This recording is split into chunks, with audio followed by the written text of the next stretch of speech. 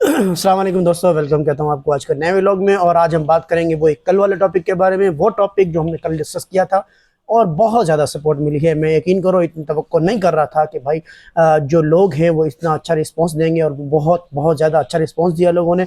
मुझे इस पर बहुत ज़्यादा खुशी है।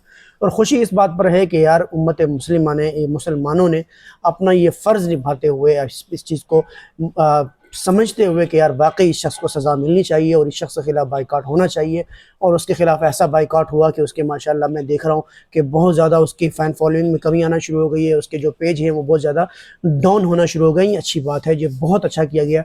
और सबसे बड़ी बात जो है वो इसके जो इनको मतलब कि पहले तो मुकदमा दर्ज हुआ था, अब बाकायदा तौर पर दोनों को गिरफ्तार कर लिया गया। दोनों कौन है? एक वो जिसने, बल्कि चार लोगों को, ये चार लोगों की टीम थी, 5 लोगों की, तो सबके सबको गिरफ्तार किया गया। इसमें से आपने एक वो जो कैमरामैन था, और एक वो जो मार कर वहां से भागता, कुछ कहकर वहां से भागता है, जिसके जवाब में ये शख्स कुरान की आयत को कोट करते हुए उसका मजाक उड़ाता है। और 2 शख्स इसके साथ मौजूद थे जो उस वीडियो के अंदर मौजूद थे। और ज़हर बात है, जब वीडियो बन रही थी, जब वीडियो बना रहे थे, तो ज़हर बात है सबको कंटेंट समझाया जाता है, सबको समझाया जाता है कि तुम्हारा क्या क्या रोल है। तो इसका मतलब ये है कि वो सब के सब इसके अंदर बराबर के शरीक थे, और उनके सब के खिलाफ एफआईआर दर्ज हो गई। मज़े की बात आपको बताऊं, मज़े की बात ये थी कि भाई उनमें से एक शख्स जो है, जब उसने देखा कि भाई ये तो मामला गर्म हो गया है, और ये मैं कुछ, यार पहली बात तो ये है कि मैं इस बात पर बहुत ज़्यादा खुश हूँ कि उस शख्स को एहसास तो हुआ ना कि उस शख्स ने गलत किया, उसने गलत कदम उठाया था, उसने गलत वीडियो बनाई थी, उसने वाकई में कुरान मजीद की आयत का मजाक उड़ाना की कोशिश की थी। अगर मेरे ख्याल से मुझे यहाँ पर 2 चीज़ें नज़र आ रही है। एक तो ये कि वो हो सकता है कि यार उसने सिर्फ कंटेंट को मद्देनज़र रखा, लेकिन उसने इस चीज़ को नहीं देखा कि यार मैं कुरान का मजाक उड़ा रहा हूँ। शायद उसको पूरी तरह से मैं इस पे मतलब मुतमईन बात, इस बात खुद भी नहीं हूँ इस बात पे मुतमईन कि भाई वाकई उसने बगैर जानते हुए किया था। लेकिन यार थोड़ा सा उसको मतलब देना चाहिए कि यार हो सकता है गलती से उससे मतलब ये वीडियो बन गई हो। बहरहाल उसमें एक शख्स वो था जो भागा, और मतलब उस दिनों में एहतिकाफ शुरू होने वाली थी, तो वो शख्स जाकर एहतिकाफ में बैठ गया। और लोगों ने जब मतलब पुलिस, ज़ाहिर बात है उसके पास सारे सबूत मौजूद थे, उनके पास वीडियो मौजूद थी, उन्होंने वीडियो की फॉरेंसिक की, तो उसमें सबके चेहरे वहाँ सामने आ गए और सबकी गिरफ्तारी करना शुरू हो कर दी थी। तो उस शख्स को भी गिरफ्तार कर लिया था जो जाके एहतिकाफ में मस्जिद में बैठ गया था। तो भाई उसको गिरफ्तार कर लिया गया। आप कुरान का मजाक उड़ाकर पूरी दुनिया के सामने, आप कुरान का मजाक उड़ाने के बाद जाके एतकाफ़ में बैठ गए और नेक बनने की कोशिश कर रहे हो।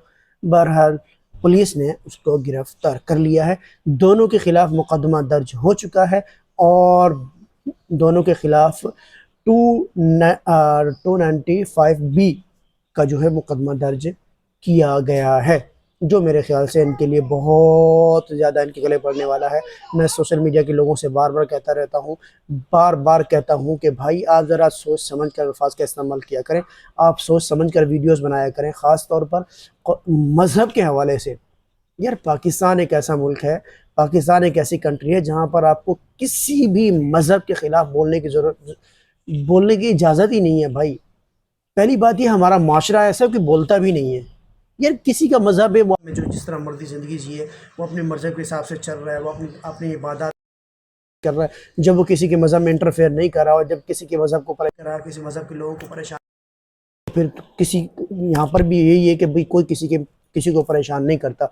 तो सब मज़हब यहाँ पर, मज़ाहिब जो जितने भी हैं, मुस्लिम हैं, ईसाई हैं, मतलब मुख्तलिफ़ कम्युनिटी यहाँ पर मौजूद हैं, तो वो सब के सब यहाँ पर रह रहे हैं, और हर कोई बड़े सुकून से, बड़े आराम से रह रहा है, किसी को कोई परेशान नहीं करता।